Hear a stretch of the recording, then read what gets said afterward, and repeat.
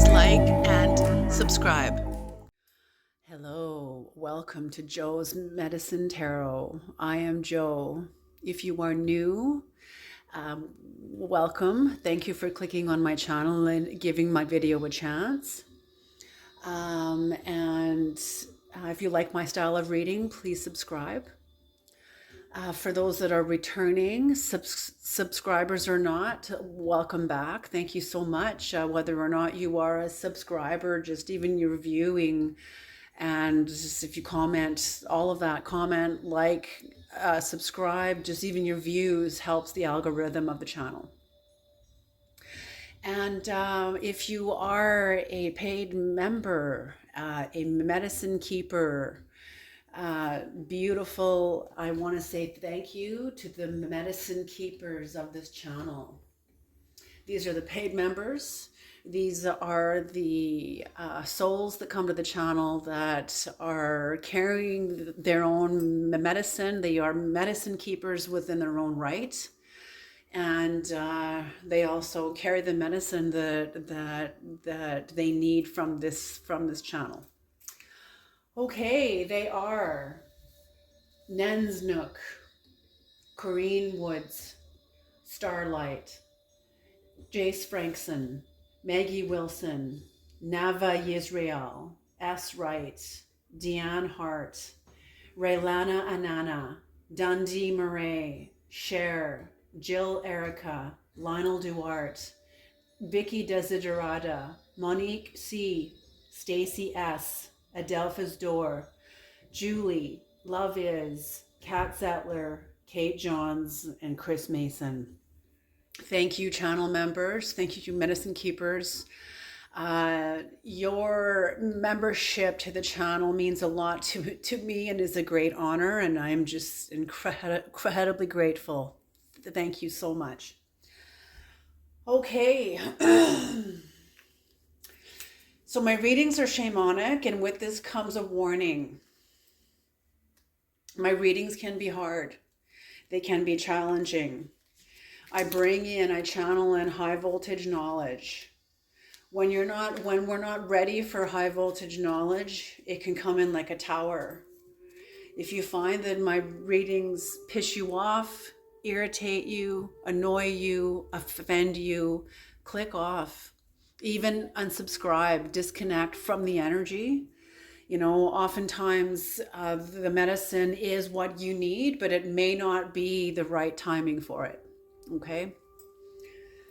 Okay, and you will be guided back to this medicine, whether it's through my channel or somewhere else. But you're always given what you need.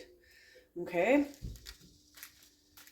All right, here we go. What is the messages, Creator? What are the messages? What do the viewers need to know? Just gonna cut the deck.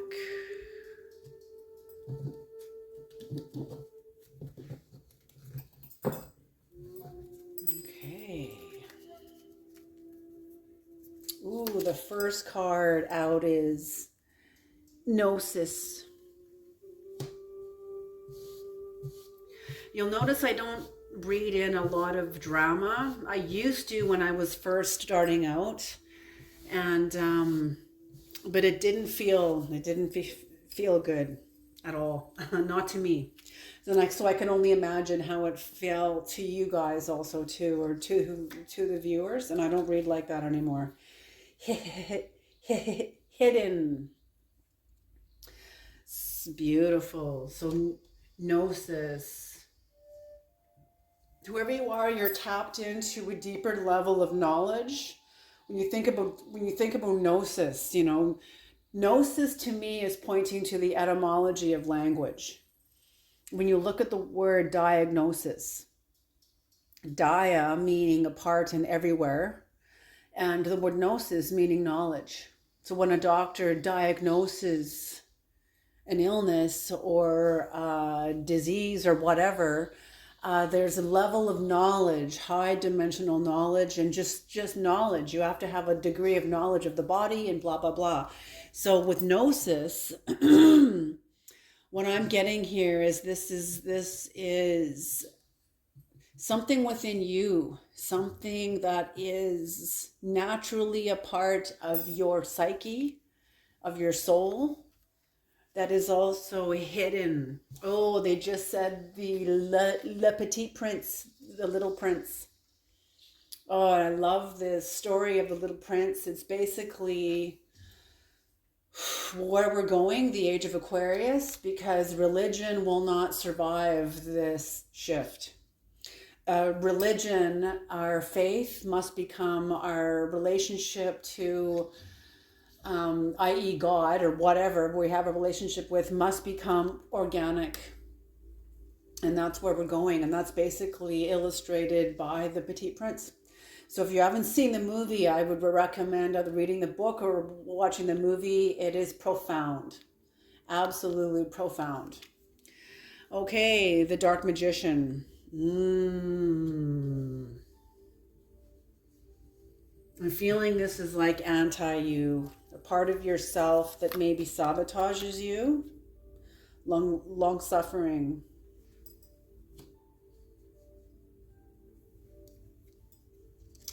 So, yes, you have a relationship with self-sabotage. You have a relationship with self-destruction. Maybe even for a time, this was the language, the word of God that sustained you. And people say, word of God? What do you mean by that? Okay, I'll explain this. When Christ said, man does not live by bread alone, but by every word that proceeds out of the mouth of God. What does that mean? It basically means your neurology. How is your neurology formed in your brain? About the relationships and energies that you will gravitate to that sustain you. And this is basically talking about your conditioning. You know, Psalm 91 states, he, she that dwells in the secret place of the Most High will abide under the shadow of the Almighty. So when we awaken, when we first awaken, all of us, every single person, when we first awaken, we awaken in the dark, in the shadow. Okay, we awaken into, and as always, usually it comes in the form, most of us are introduced to ourselves through our pain, through our darkness, through our shadows, through our failures, through our fuck ups. Sometimes people land in jail, and that's where they have their like awakening. They have stripped themselves of everything, and they have no choice now but to face themselves or go even lower in their own denial, in their own war with themselves. It usually comes in some sort of a hitting bottom.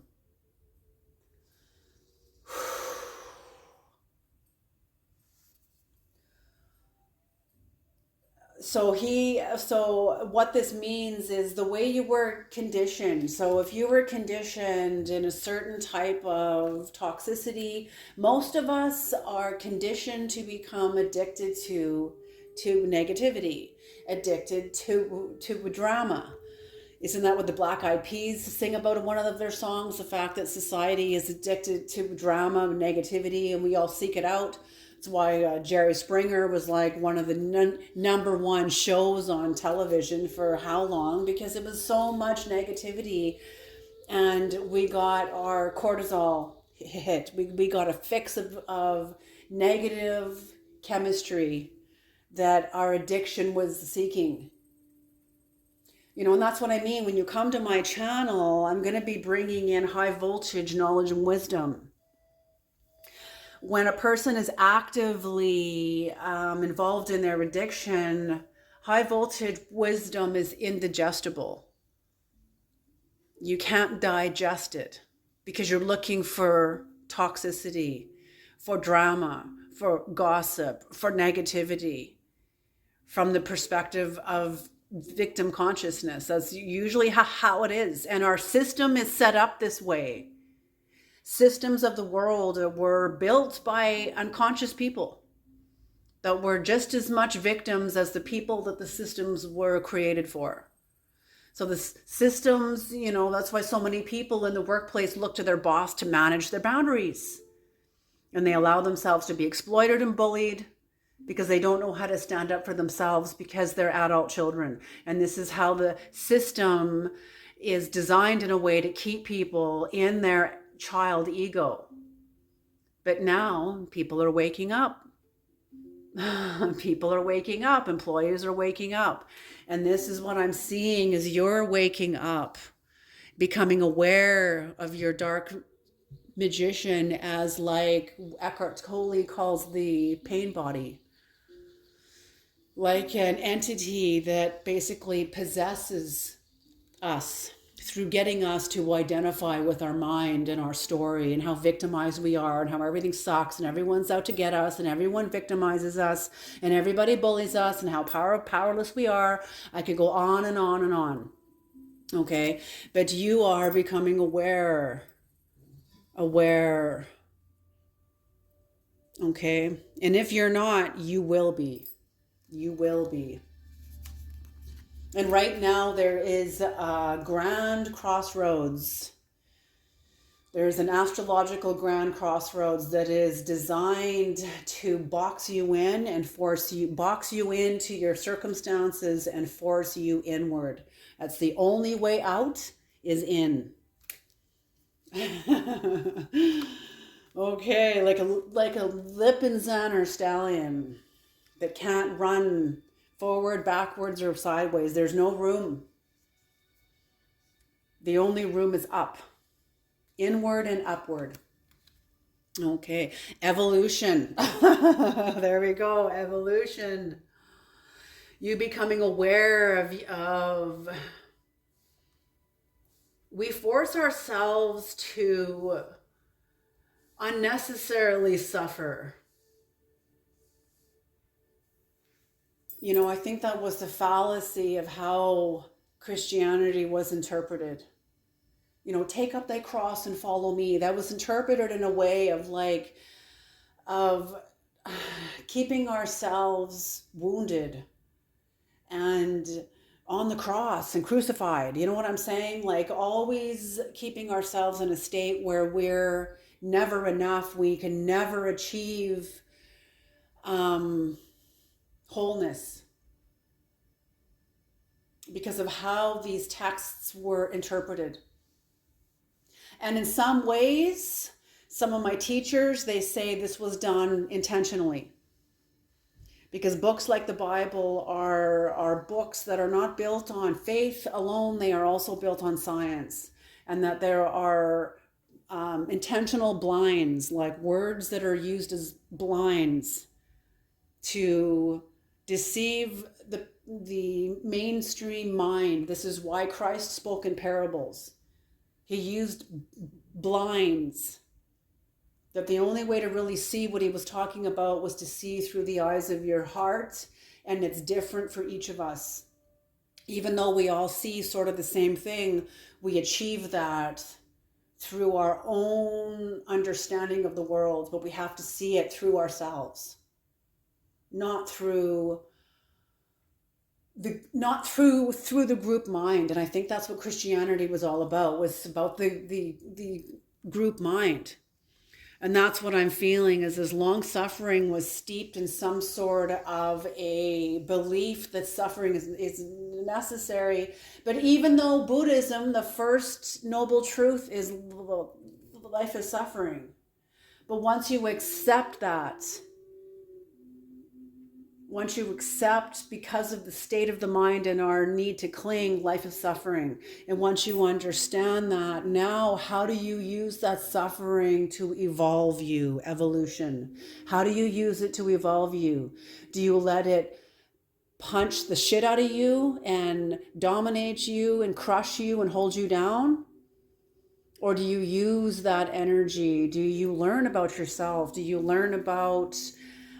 for me, I can only speak for myself, but for all of us, this is true. I hear people speaking this language all the time. How am I in on my own demise? How am I in on my own powerlessness? How am I being complicit to giving my power away? I can't keep blaming the same person, the one after the next, after the next, after the next, after the next, going through the same challenges and conflicts with workplace people and friends and family. It's the same challenge, person after person after person, until finally we kind of realize maybe I'm part of the problem. Maybe I'm keeping alive. It's like what I said in like another reading about the one of the Egyptian dynasties and why it failed. Because all the storehouses of wheat and barley and grain and leeks and garlics and foods that the Egyptian farmers grew was not for, very little of it was for the people. The majority of it was to feed the dead pharaohs. So symbolically, the dead pharaohs for us individually could represent our false gods, which are our traumas that are dead. They have happened, they're done, they're over with. But we keep feeding it and keeping a state of powerlessness alive by feeding our chi into something that is dead. And pretty soon, the internal economic energy system collapses. It can't be sustained. Do you hear what I'm saying? Okay, so this is what I'm seeing of an evolution. Okay, that's what I mean. This is what my channels are. And I don't ever, that's why I had a poll at some point. You'll see it on the community page. When you come to my channel, do you find that you are receiving like good teachings and good like evolution, or are you feeling contaminated? Okay, because I don't ever want to contaminate anybody's psyche and give them a dose of stress hormones. If anything, I want to neutralize. I'm not trying to give you a charge of elevation either. I'm trying to neutralize so we can see clearly, according to what the Tibetan Book of the Dead guides us. So, what the Tibetan Book of the Dead says, it should be called the Tibetan Book of Life, because how you live is how we live is how we die. So it's better to live a good life consciously now, aware, rein yourself in, become aware of how we are, how we think, what we're operating on, what we're choosing to feed in our minds. Period. Best friend, yes, become your own best friend. Become your own best friend. This is the entrance of the high priestess. The high priestess does not, overcome her shadow. Okay? The high priestess holds the tension between the light and the dark, between duality and unity, between severity and mercy. The high priestess is the tension. The high priestess is like medicine woman. Medicine women and medicine men, the high priestess, even though it's the feminine energy, it's both man and woman, and represents somebody who holds badger medicine, because they have to know their own darkness in order to administer to the people who are asking for help. If you just get people to focus only on the light and how you're completely innocent and you're the innocent little victim here and everybody else is wrong and you're the only one that's right, how is that serving you? How is that even helping you? What I'm actually doing is strengthening your victim. That's not what the high priestess is all about. Okay, so there we are. Okay. And I expect I may even lose some subscribers over this, and I am absolutely 100% okay with it. I know my channel is going to remain small because I am not feeding the negative, what Eckhart Tolle calls the pain body. I'm not feeding a bunch of drama and a bunch of negative, this person fucking hates you and they're cheating on you and blah, blah, blah. Like, no, oh my God. Like, imagine, I just felt that energetic chemistry, even saying that. That's awful. I can imagine how it imprints into all of you. And that's not what this is about. Even if the energy comes out where this person does hate you, let's take a look at them, what's going on in them. Because their hatred of you is a projection of themselves. Okay, now all of a sudden it takes it from a poisonous negative statement into unpacking some sort of medicine here, because we can learn from this person's hatred. Okay, can you see, can you hear this? This is what the Creator wants through this channel. And I don't want to be held accountable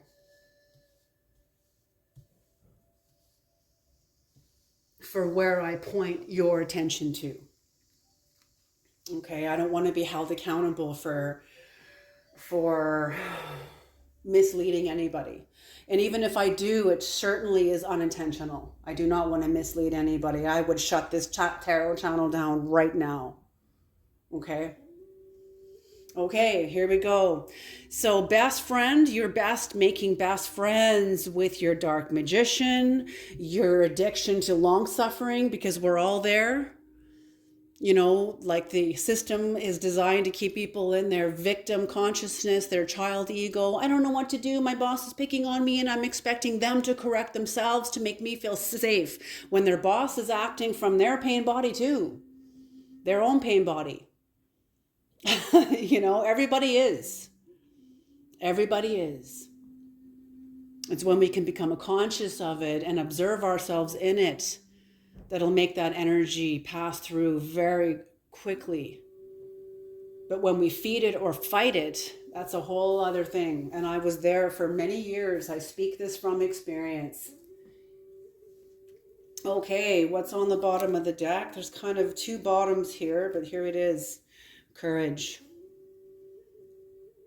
Yes, this journey will require the courage of the shaman in you, the courage of the mystic. Okay, so here we go.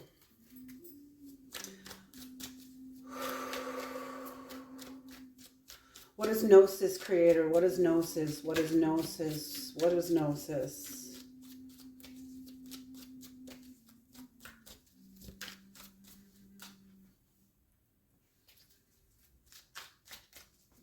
Okay.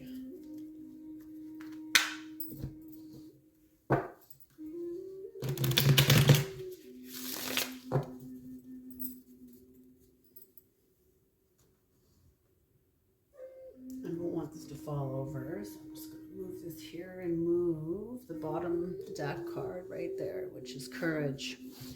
Still see that? Yep. Okay.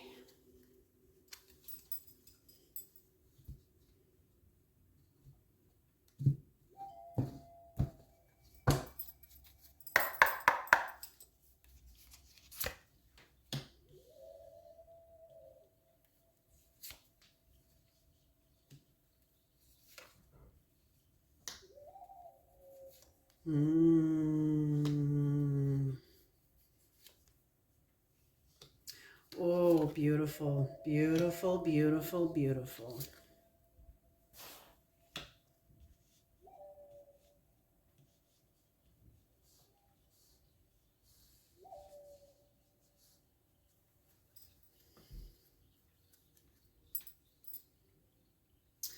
Six of Pentacles on the bottom of the deck for the shamanic deck. So the Six of Pentacles to me is indicative of your relationship with the underworld. And this makes sense because right now, Black Moon Lilith is moving through Scorpio and will be taking us into the underworld of ourselves, forcing us to face things about ourselves that we don't want to, from March 27th, 2025 till December 2025. Okay. It is a game-changing energy because there's some energies that we cannot take with us forward into a new experience. We're closing out old cycles globally and individually. And there are certain energies and habits and patterns in our lives that we cannot take with us. We cannot. They will not work where we're going.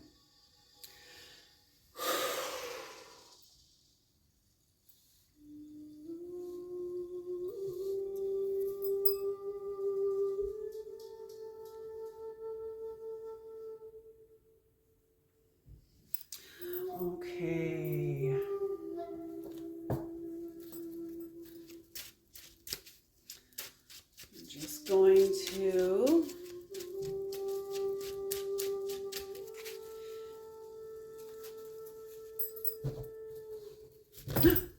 I just dropped this whole deck here.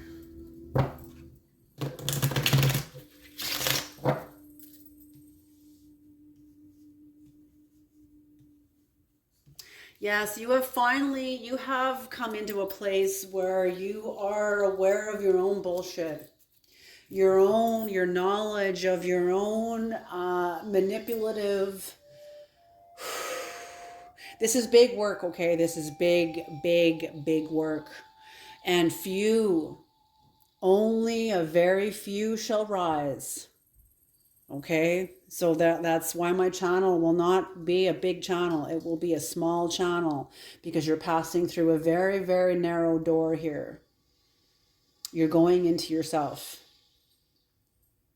For those that have the courage to do so.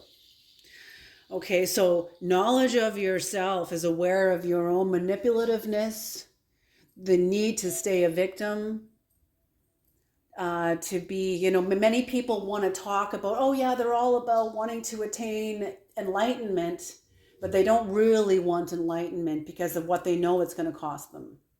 And I feel like you have met this part of yourself face on, head on. And it's like some sort of an impasse where it's like you've met your own inner saboteur, you've met your match.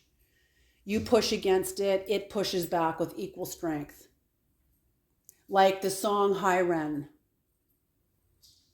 And it's like, you're never going to defeat me. I've been here since the beginning of time. I'm part of your very nature. You will never, ever get rid of me. You either push against me and fight me, which essentially feeds a monster inside of you, or you figure out how to be friends with me, how to accept. And that's what I mean. You are coming into a level of acceptance. If you haven't heard the song High Ren by Ren, I highly recommend viewing it. It is very, very powerful. So yes, you have reached a level of acceptance about the hidden natures of yourself, whether you've been studying humanity, whether you've been doing this work on yourself for a long time, but you are aware of the subtle natures of the human being, the subtle energies that you'll never, they're always going to be there.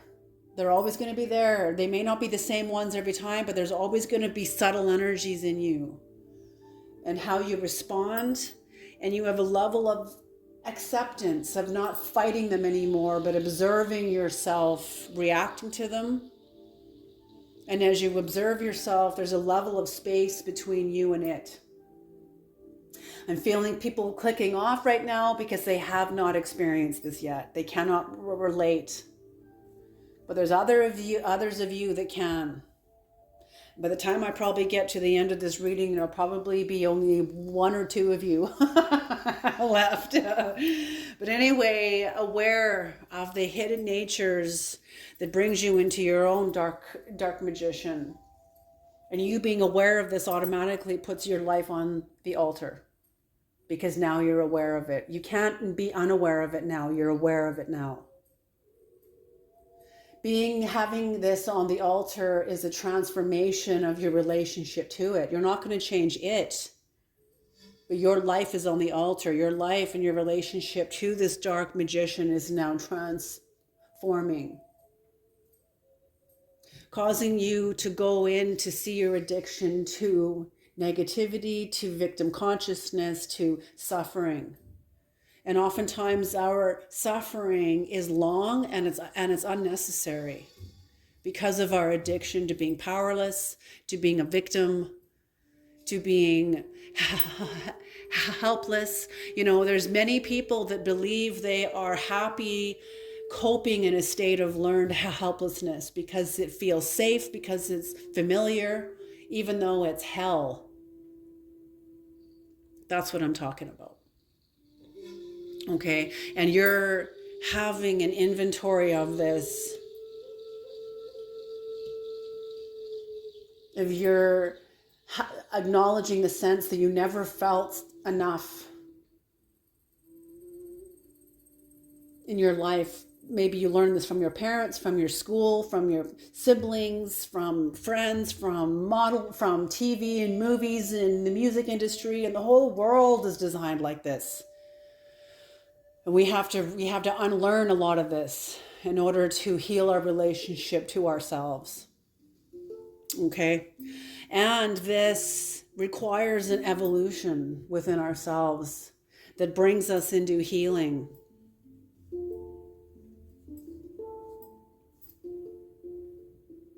This healing teaches us how to be best friends with ourselves instead of fighting these things. When you're triggered, there's nothing you can do about it. You have to allow yourself to acknowledge the fact that you're triggered. And for this moment, there's nothing you can do about it. Let yourself be triggered. Some triggers we can talk ourselves out of and say, is that true?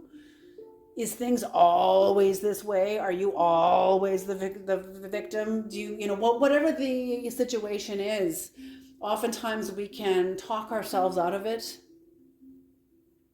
Other times we, like Ram Dass in the tub that I talked about, when he decided at 55 or 60 or how old that he was, that he wanted to go back into a relationship.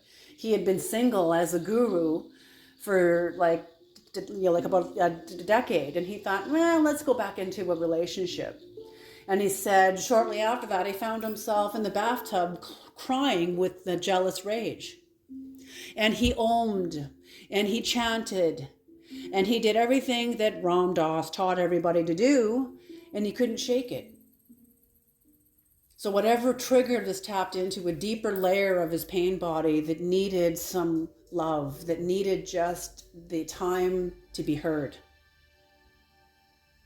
The part of the pain body that, yes, the pain body says to you, yes, I will be done with you, but just give me the chance to cry. Otherwise, I'm going to sit here and hang on to you until you hear me. And give this part of yourself a voice so you can let me go. So the pain body and you can release each other. And that's it. So you're now becoming best friends with this pain body, with yourself. Not with the pain body. I'm sorry. You're becoming best friends with you. And recognizing when you are triggered. And when you can respond to it. Sometimes it happens so fast. It's like I said with the monks that had probes attached to their heads, and these are monks that are master meditators, and they were shown a series of stimuli, and they measured the time it took from the image to come into the brain and the brain to react, and the central nervous system of the hypothalamus to release the chemistry of the feeling they felt. And the transaction, the energetic transaction was so fast from their trigger, from what they saw. It was like one hundredth of a second. It was so fast. What they found is that not even the masters can stop a trigger. But they can become aware that they're triggered and interrupt it. And that's what this is about. So you're slowly not being scared of yourself when you're triggered anymore. You're now beginning to unpack this. Like, why are you so triggered? What's going on? Or you're so triggered, and just allowing yourself to go through like a bird whose feathers are like ruffled, and just allowing that part of yourself to recalibrate itself. Maybe your body needs just a couple of minutes just to process whatever it just heard or experienced, and you'll get back into neutral again. But when you push it down and try to silence it and feel bad because you're feeling triggered, just leave yourself alone. Trust yourself. There's an intelligence in your body that knows what it's doing. But when we're listening to the world and our families and the culture and the group mind, what's happening here is you're going through the individuation process. You're breaking out of the group mind. You're going to always be part of the group, but you're now coming into the age of Aquarius, where you were like the man with the water pitcher. You're going to be required to carry your own consciousness and be responsible for your own consciousness. There's no more religion to blame. There's no more group mind to blame. We're all going into a new energetic signature. All of us, everybody. Okay? So you are now making friends with this part of yourself.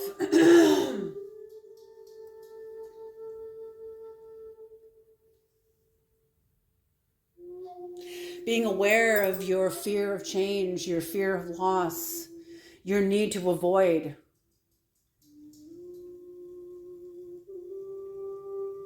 But you're no longer resisting these things. You're making friends with them. You're no longer resisting them, because they're going to come up. They're going to come up, and it's okay. It's just the body's reaction. It'll pass. It'll pass. And now a new moment. And now a new moment. But when we push back on the moment, we don't ever let it evolve. You know, we hold ourselves hostage. We hold other people hostage, because we're trying to survive in a state of trigger. And we're not meant to survive in a trigger. We're meant to pass through a trigger, not to survive in it. Oh my God, can you imagine? Let's keep this trigger alive for the next 10 years. Like, oh. Then our own internal economic system collapses, because we're so busy feeding the dead. Okay, so this is what I mean. So you walking away, you becoming friends with your avoidance, with your fear of change, your fear of loss, fear of change, all of these things, making room for them now, giving yourself the permission to feel these things. You're becoming like the witness. You're taking a witness stand to the experiencer inside of you. This is where you're going. And this brings you into the visionary. You can't be a practical vision if you can't hold the space for which most people can relate to. And that is suffering, fear, woe, powerlessness, helplessness, stuck, trapped, cornered.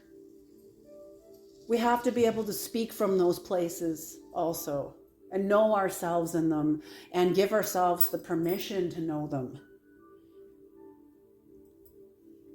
The places in ourselves where we're self-deceptive, where we're tyrants,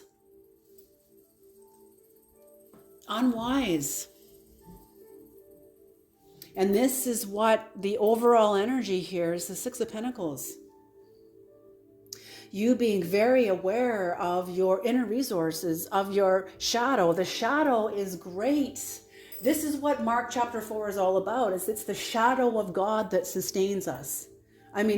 Psalm 91. He, she that lives in the secret place of the Most High shall abide under the shadow of the Almighty. It's the shadow that sustains us, and then we become addicted to it. When we can become aware of our addiction to it, that's when we move the wheel of evolution of our lives. Okay? But also the addiction is part of the evolution too. We have to exhaust our addiction. Ram Dass would say, really climb in, because you're going to get sick of your own game eventually.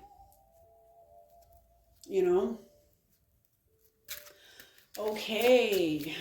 Nope, that's it. Okay, we're going to pull a demonic and an angel card, because we have contracts with both. And these are just two sides of the human psyche. These are aspects of ourselves that we project as a demon because it's just so dark that that can't possibly be me. That's got to be like a demon. Okay? But when you make friends with yourself, you also make friends with these parts of yourself. But it's like fire. Don't get too close and don't be careless, because fire will keep your house warm, but it'll also burn your house down. So don't turn your back on the ocean. Okay? That's all I'm saying. Don't forget who you're dealing with. Okay? Don't be foolish. Okay. Number 24. Naburius. This corresponds to the moon. This is Cancer energy. Interesting. And what is the angelic card, Creator? So this is the card that has come to challenge you, resist you, oppose you, keep you stuck, keep you pushed back in a state of learned helplessness, state of victim consciousness, a state of powerlessness. And what is the angelic, the other side of the consciousness that balances this out and strengthens the viewer? Strength. Ha Hakamaya, the rising God. Exactly. Loyalty, delivery from those who seek to oppress, and brings victory.